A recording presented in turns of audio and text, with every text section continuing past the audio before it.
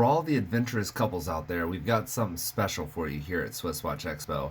This is going to be the Omega Seamaster, right? This is going to be a watch that traditionally comes in the 41mm size. That's going to be the watch to my right, right? Traditionally, that's going to be a men's watch, and a couple of things about the watch that really make it unique in not only the line of Omega, but in the entire world of horology. And one of the things you'll notice, you can kind of look at the dial, it's got this unique wave pattern to it, really making us, makes me want to be out on the water. And of course, this is a Seamaster watch. Now, one of the things that I really like about this watch is they made a smaller version for the ladies. So if 41mm is a little bit too large for you, that doesn't mean you need to get a different watch.